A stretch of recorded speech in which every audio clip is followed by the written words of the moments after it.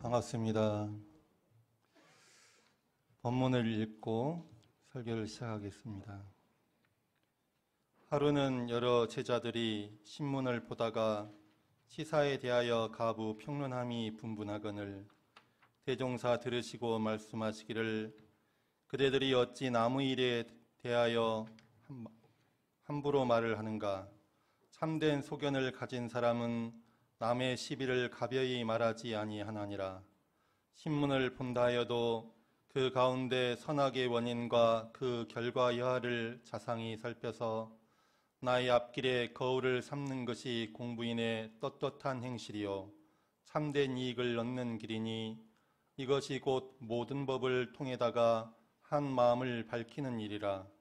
이러한 정신으로 신문을 보는 사람은 신문이 곧 산 경전이 될 것이요 회복의 자료가 될 것이나 그렇지 못한 사람은 도리어 날카로운 소견과 가벼운 입을 놀려 사람의 시비 평론하는 재주만 늘어서 죄의 구렁에 빠지기 쉽나니 그대들은 이에 크게 주의하라. 이상은 대종경 인도품 35장의 본문입니다.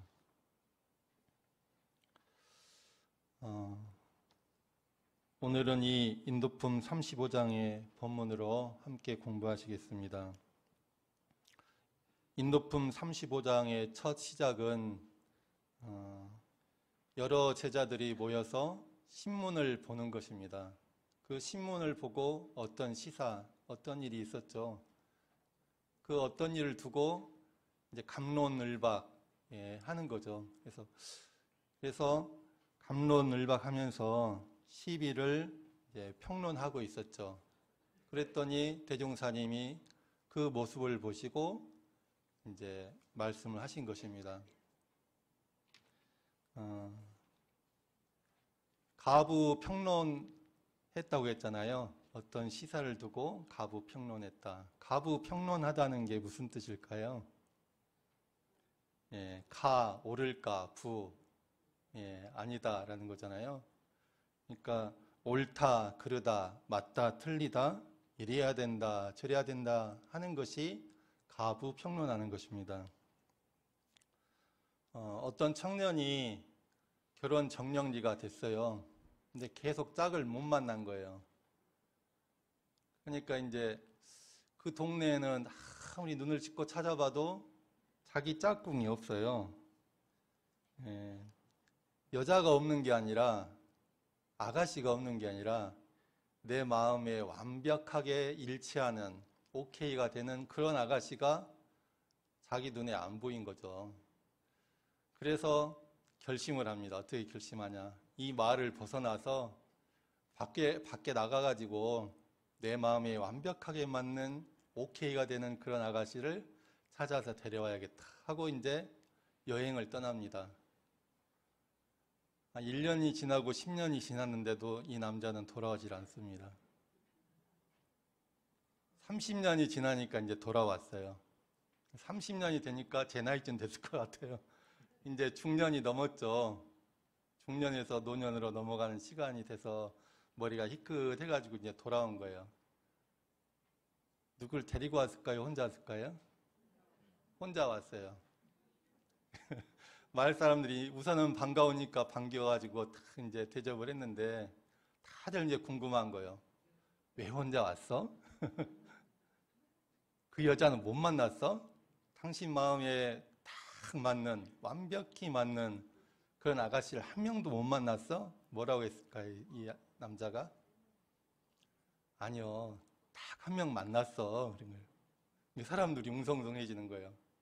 아니, 그런데 왜 혼자 왔어? 그랬더니 그 여자도 자기 마음에 딱 맞는 완벽한 남자를 찾고 있더라니까. 그런 거야. 예. 우리 마음속에는요, 심판관이 한 명씩 딱 들어가 앉아 있습니다. 심판관은 뭐합니까? 맞다, 안 맞다. 예. 너는 합격이다. 너는 불합격이다.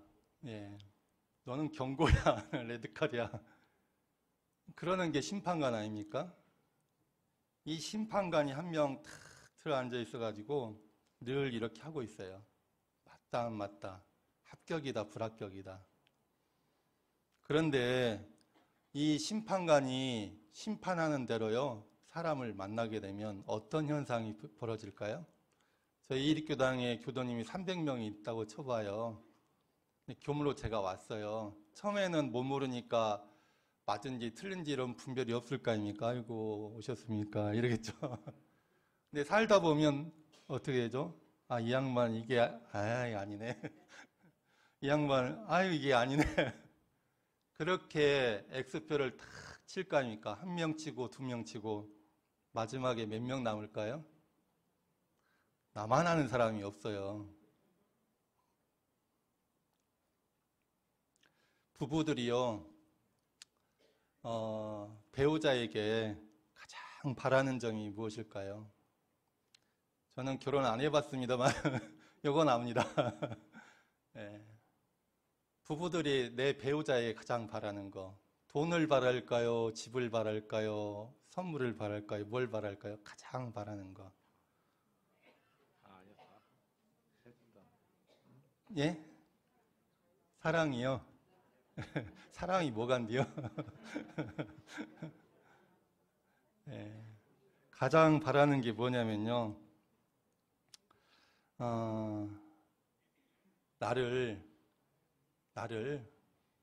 이 모양 이 꼴 생긴 이대로 지금 이대로의 나를 인정해 주는 거예요.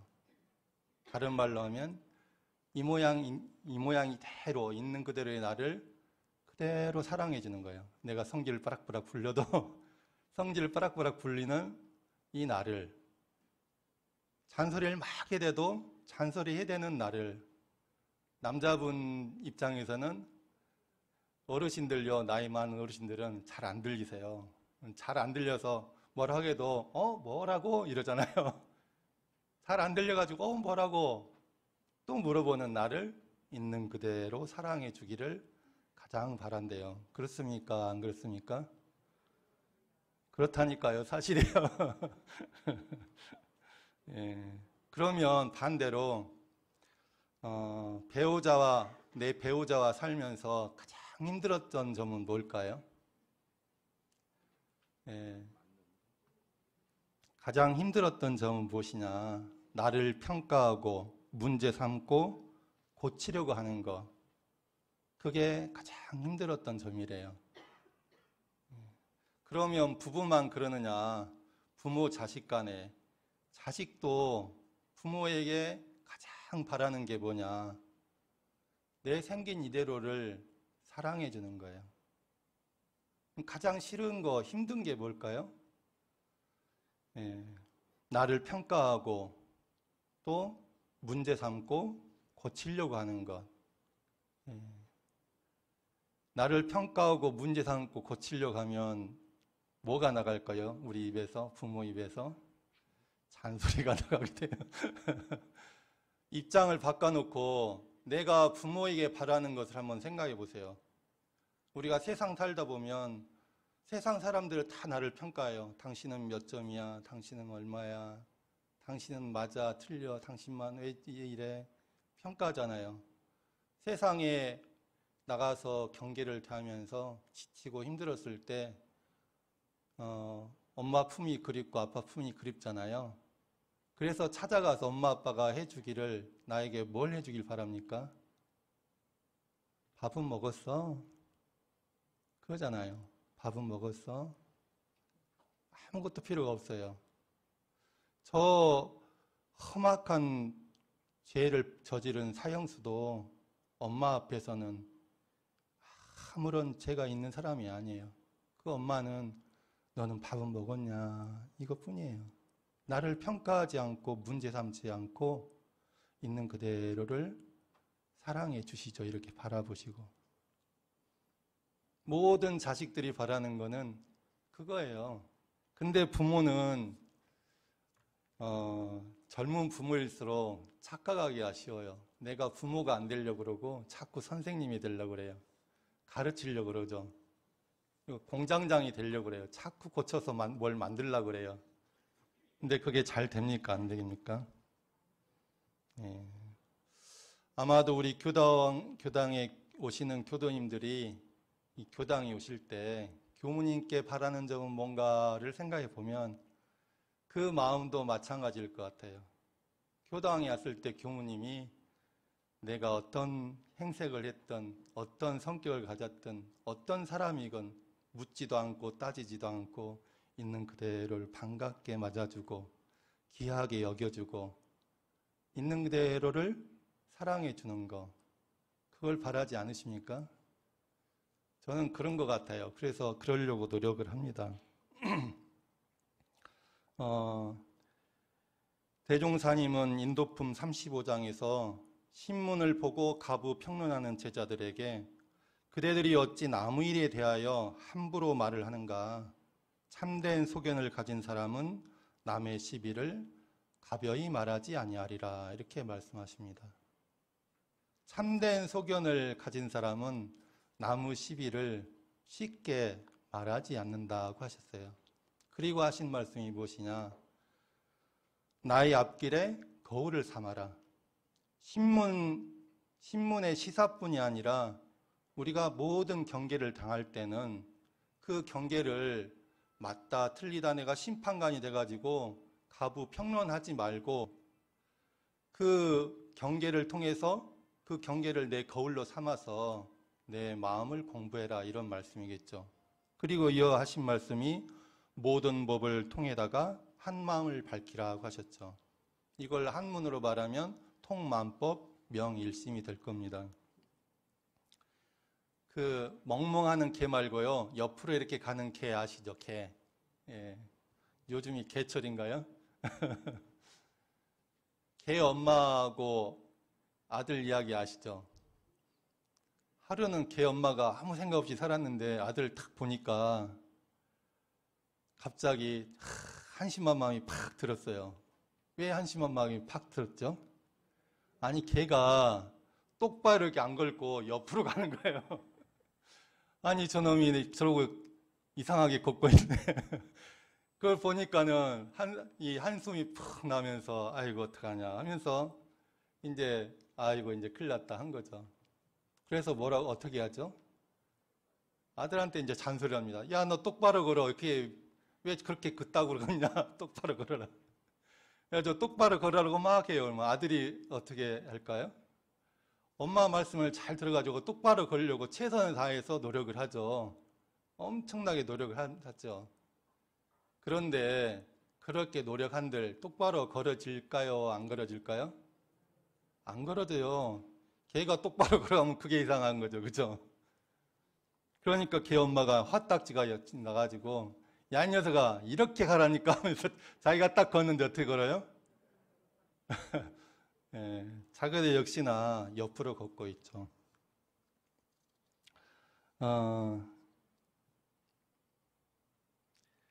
이 엄마는요, 이 엄마개는 참된 소견을 가진 엄마개입니까? 참된 소견을 가지지 못한 엄마개입니까? 견해가 잘못됐잖아요. 예, 걔는 옆으로 걸어야지. 앞으로 걸으면 그게 참된 소견이 아니잖아요. 이게 옆으로 걷는 게 정상인 게 참된 소견이죠. 참된 소견을 가진다면, 이 엄마개가 참된 소견을 가졌다면 아들이 옆으로 걷는 게 이상하게 보이지도 않았을 것이고, 그렇기 때문에 똑바로 걸으라고 잔소리를 안 했을 것이고, 자기 마음속에 성질도 아이고 난리야 라는 마음도 일어나지 않았겠죠.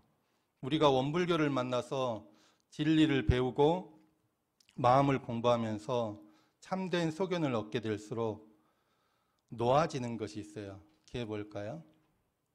놓아지는 게 무엇이냐? 시시비비하는 게 놓아져요.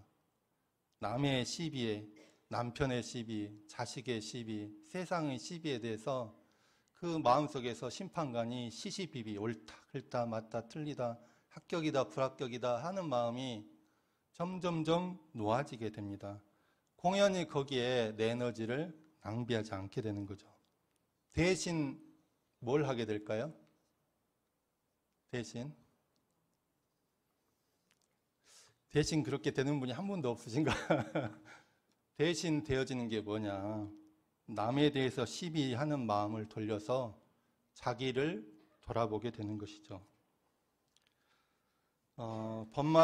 법의 등급 중에 법마상전급 조항에 천만 경계 중에서 사심을 제거하는 데 재미를 붙이고 무관사에 동하지 않으며 라고 하셨습니다. 그 말씀이 이 말씀이에요. 법마상전이 되기 전까지는 우리 마음의 손가락이요 늘 노상 바깥을 향해요. 쟤는 왜 저럴까? 아이고 시은 씨는 왜 저럴까? 누구 씨는 왜 저럴까? 이러고 노상 그래요. 그런데 진짜 법마상전에 들어가게 되면 어떡하냐? 이 마음의 손가락의 방향이 바깥에서 어디로 가요? 안으로 가요. 그게 법마상전이에요. 그런데 이게 쉽질 않아요. 법마상전이 돼도 나도 모르게 이 마음의 손가락이 바깥으로 막 가요. 왜 그러냐? 이게 우리가 다생겁내로 쌓아온 중생의 습성이기 때문이에요. 근데 만약에 내가 아차 하면서 자기를 보고 자기 이 마음의 손가락이 자기 안으로 돌아오게 되면 어떻게 되느냐? 그러면 자기 삶이 이제 바뀌는 겁니다. 차 안에서 피 안으로 가게 되고, 그 다음에 고해에서 해탈로 가게 되고, 중생계에서 불보살계로 드디어 방향이 전환이 된 거예요. 모구십도성에 보면 회수라고 있어요. 소가 고개를 돌려요.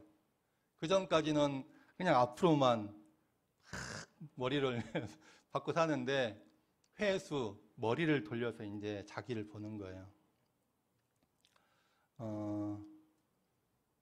그 유명한 그 선사 스님 중에 백장 스님이라는 분이 계시는데요. 백장 스님의 스승은 마조 스님이에요.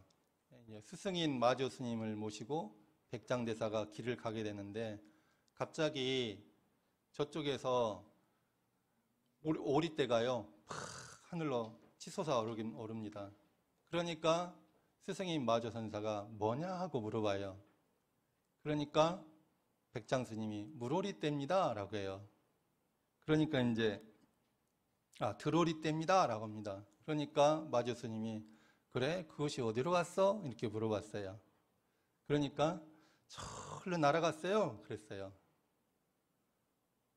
그러니까 이제 마조 스님이 그 순간 절로 날아갔어요 라고 하자마자 제자인 백장 스님의 코를 막 세게 쥐어가지고요 비틀어 버립니다. 누가 내 코를 이렇게 세게 잡고 비틀면 어떻게 돼요? 아파 죽죠. 그래서 아야 아야 이렇게 되겠죠. 그래서 백장 스님이 아야 아야 이럽니다. 그 순간에 스승인 마조 스님이 어디로 갔다고? 어디로 갔다고? 다시 재차 물어봐요. 그 순간에 탁 뭔가를 깨닫습니다.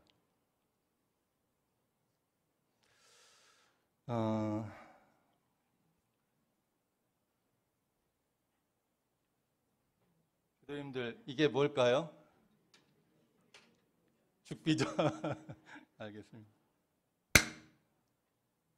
이 소리가 어디로 갔습니까? 예?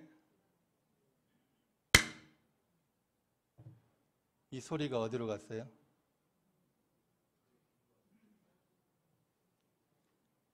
이거 모르셔야 됩니다. 그래야 또 써먹죠.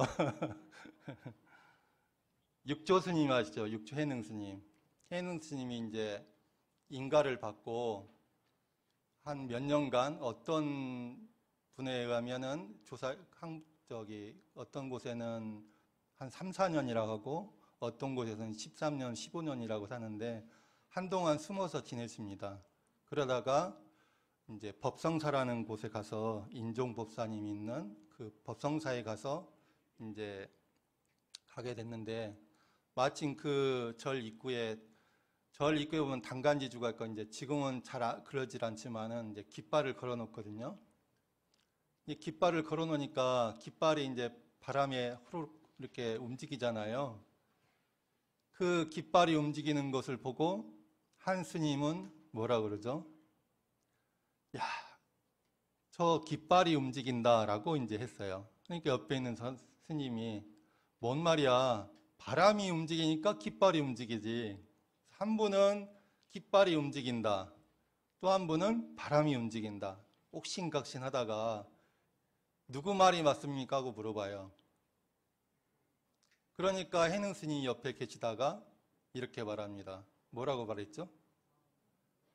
바람도 아니고 깃발도 아니고 너의 마음이 움직인 것이다 라고 하셨죠. 이걸 잘 봐보세요. 죽비가요 움직이고 있잖아요. 그렇죠. 이거 누가 움직인 거예요? 죽비가 움직인 거예요? 제가 움직인 거예요? 네? 김보명 교무가 움직인 거예요? 이 죽비가 움직인 거예요?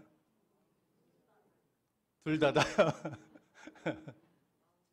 죽비도 아니고 김보명 교무도 아니고 바라보시는 교도님, 내 마음이 움직이고 있는 겁니다. 이해가 되셨어요? 네. 그러면 이 소리는 어디로 갔습니까?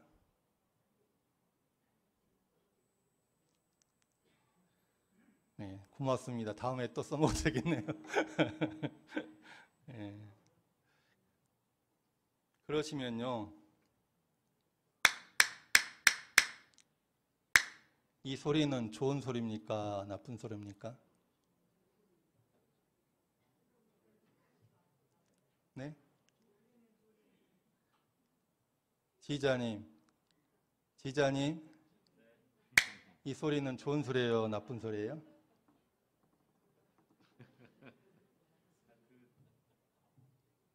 네? 뭐 좋거나 나쁘거나 있는 거 아니고 그냥 소리지만 네. 저희 교도에게는 참 좋은 소리입니다. 이 소리는 좋은 소리예요? 나쁜 소리예요?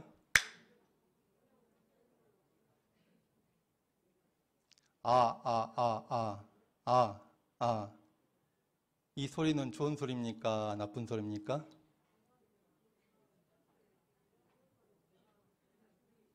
누가 나한테 와서 욕을 실컷 했어요. 그 욕설 있잖아요. 욕하는 소리. 이 소리는 좋은 소리입니까? 나쁜 소리입니까? 똑같은 거예요. 마누라님이 부인이 나한테 잔소리했어요. 아이 좀 크게 말해! 이렇게 잔소리했어요. 이 소리는 좋은 소리입니까? 나쁜 소리입니까?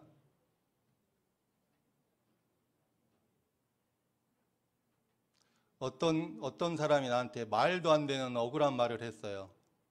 이 소리는 좋은 소리입니까? 나쁜 소리입니까?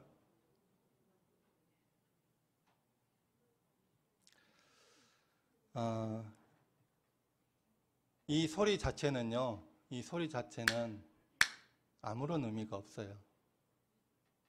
단지 이 소리를 듣는 내 마음이 이 소리를 어떻게 듣느냐에 따라서 이 소리가 좋은 소리도 되고 나쁜 소리도 되는 것이죠. 제가 저번에 말씀드렸잖아요. 교학과 다닐 때 영광, 제가 고향이 영산 성지잖아요. 영광에 버스를 타고 갔는데 터미널에 내렸는데 누가 야 이 새끼 하면서 제 머리통을 탁 치는 거예요. 화가 나요 안 나요? 누구길 하면서 딱 이렇게 봤는데 고등학교 동창인 거예요. 동창. 걔가 반가워가지고 야 이 새끼 하면서 머리통을 탁 친 거예요. 제가 화가 짜증이 팍 났다가 딱 봤는데 걔인 거예요. 그 순간에 제 마음이 어때요? 너무 반갑고 아무것도 그 욕이 아무것도 아니 그냥 야 반갑다 이 소리가 들리는 거예요. 그러니까 이 소리는 좋은 거예요? 나쁜 거예요? 그 소리는 자체에는 좋고 나쁨이 없어요. 그걸 해석하는 내 마음이 어떻게 해석하느냐에 따라서 좋기도 하고 나쁘기도 하는 것이죠.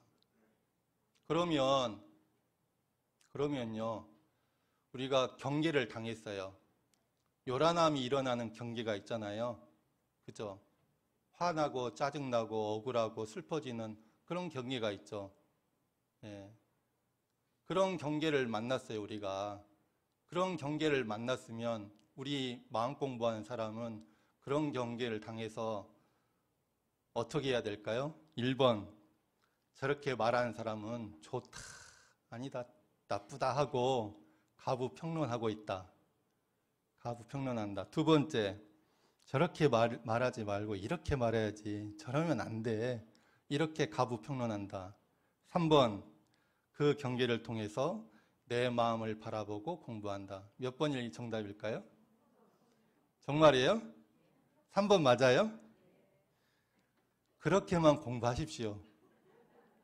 그러면 이제 설교 안 해도 됩니다. 안 하셔도 돼요. 그래야 또 제가 할 말이 있잖아요. 예, 그런데 우리가 공부하는 사람이 가장 중요한 건 뭐냐. 우리가 8만 대장경을 다 보고 사서삼경을 다 보고 동서철학을 다 보고 정전을 달달 외우고 암만 그래도 실제 경계를 당해서 그것을 이게 내 마음이다. 이게 내 모습이다 하면서 자기 마음을 변화시키는데 공력을 들이지 않으면 그 많은 것을 8만 장경을 보고 사서삼경을 보고 정전을 달달 다 외우고 모든 학문과 지식을 한들 모래 위에 성가하고 똑같아요. 예, 아무 소용이 없어요. 그렇기 때문에 우리가 공부한 사람이 첫 번째로 가져야 될 건 뭐냐. 경계를 당하면 그 경계를 통해서 자기를 봐야 된다는 겁니다. 대종사님이 그랬잖아요. 경계를 거울로 삼아라.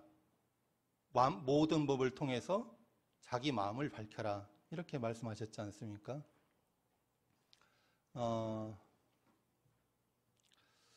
그러면 여기서 오늘 한 걸음만 더 들어갈게요. 한 걸음만. 우리가 이제 경계를 당하면 경계를 통해서 내 마음을 바라보고 내 마음을 공부해야 되잖아요.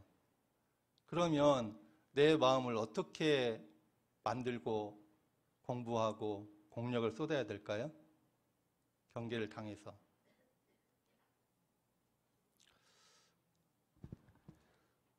저렇게 공부해야 돼요. 대종사님이 이론상을 괜히 저희한테 내주신 게 아니에요.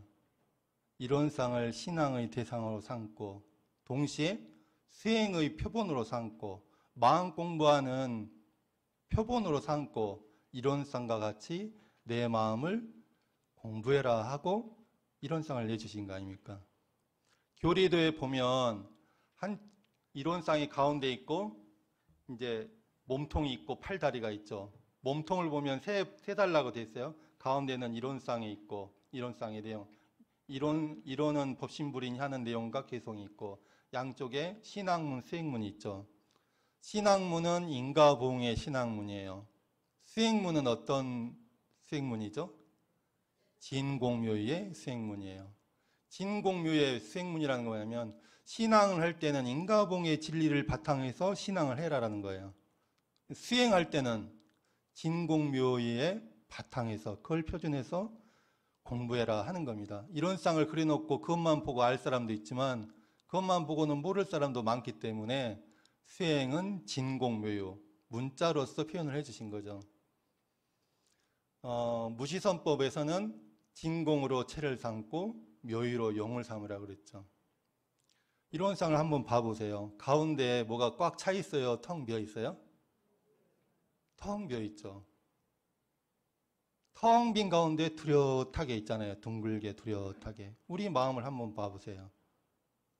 우리 마음을 보면 뭐라고 할 게 있습니까? 머리가 있어요? 꼬리가 있어요? 뭐가 있어요? 아무것도 없죠. 그런데 그럼 아무것도 없느냐? 역력히 하는 이것이 있지 않습니까? 우리 마음을 공부할 때 진공을 체하고 묘유로 용을 삼는다. 진공묘유를 표준해서 공부하라고 하신 거죠. 옛날 화두 중에 만법과 더불어 짝하지 않은 것이 무엇인가 하는 화두가 있어요. 만법이라는 것은 유형무형의 일체 모든 경계를 말해요. 내 생각과 감정까지도 만법에 들어가요. 이것도 마음법이 들어가고 이것도 마음법이 들어가고 모든 사람도 다 마음법이 들어가고 식물, 동물 모든 것이 다 마음법이 들어가요. 마음법과 더불어서 짝하지 않은 것이 무엇일까요?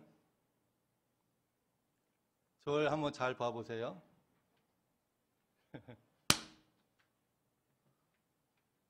소리가 났죠? 자, 소리가 났죠? 왜 소리가 났어요? 손바닥이 마주쳤으니까 소리가 나죠. 그죠? 소리가 나요, 안 나요? 안 나죠. 예. 소리라는 것은 이것과 이것이 마주쳐야 나는 겁니다.